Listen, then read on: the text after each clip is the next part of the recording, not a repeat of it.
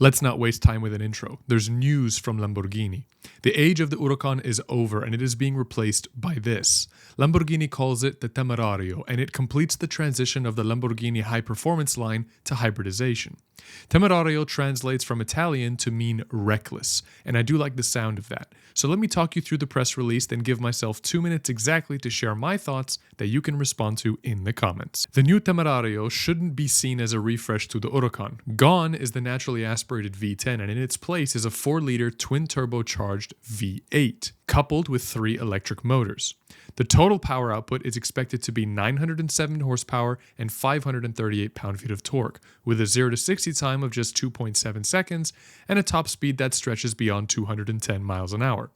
Unlike the Huracan or the Gallardo before it, which shared engines with their corresponding generations of the Audi R8, the new Temerario utilizes a bespoke engine architecture, developed specifically for it in Sant'Agata Bolognese. It is also clever. The turbos are mounted within the V, making the entire assembly more compact and thermally secure. It sports a flat, plain crankshaft with a 180-degree angle between the bends, a design typically used in racing motors, and the result of this is that this engine will rev up to 10,000 RPM, making it not only the first, but only production sports car to do so. The 3 electric motors are distributed throughout the powertrain, 2 going to the front axle to support all-wheel drive when needed, each producing 110 kilowatts, and the third mounted within the housing of that bi-turbo V8 to eliminate any turbo lag. The new Temerario can be driven entirely by electric power, reducing its CO2 emissions by 50% compared to the Huracan. The transmission too has been redesigned and is now an 8-speed double-clutch transmission, much like the one that you'll find in the Revuelto, weighing in less actually than the 7-speed gearbox that was in the Huracan, while still offering faster shifts.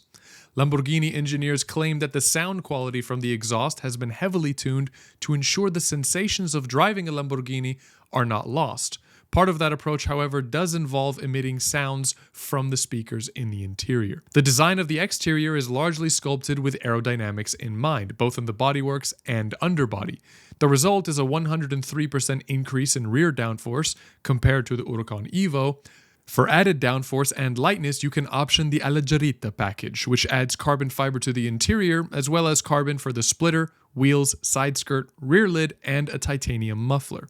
This will save you 60 kilograms in total weight, increase your aerodynamic efficiency by 67%, and your downforce by 158% compared to the Huracan Evo. Those are the facts. Now 2 minutes of my opinion. So I have 2 minutes on the clock right here, and go. I'm quite a fan of the way the car looks. The back end is going to take a little bit of getting used to, and I'm pretty happy that they didn't follow the Revuelto's design in having a completely exposed engine cover, and you can't not love a 10,000 RPM redline. I do have some concerns, however, because there's quite a lot of pressure on its shoulders. It has a lot to live up to. I'll explain what I mean.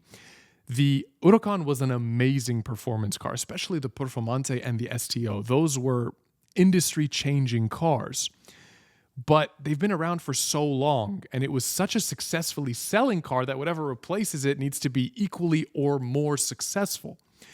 Then you have to take into account that Lamborghini as a brand is known for its exhaust sounds. That's part of the reason why you buy one. They sound so good. And in a world where everything else has gone turbocharged or all the way down to a V6, Lamborghinis were able to stand out, still having naturally aspirated V12s and V10s. But that's no longer the case. Not only have they downsized to a V8, but they slapped 2 turbochargers, which in the supercar industry is a sign that you're going to kill the sound. And Lamborghini engineers emitting some sound out of the speakers in the car isn't that good of a sign for me either, but we'll have to wait until I get my hands on one in person to see if my concerns are warranted. Other than that, there's the cost issue. The new Temerario has a bespoke engine system.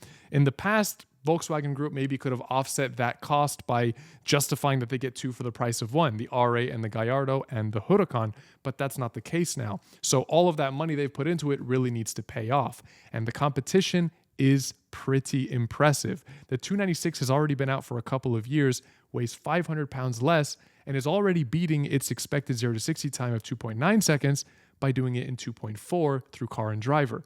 So the Temerario needs to be able to outperform its specs on paper. But That's my time. Let me know what you think in the comments below. Do you like the new car or not? Otherwise, thank you so much for watching, and we'll see you in the next one. Take care.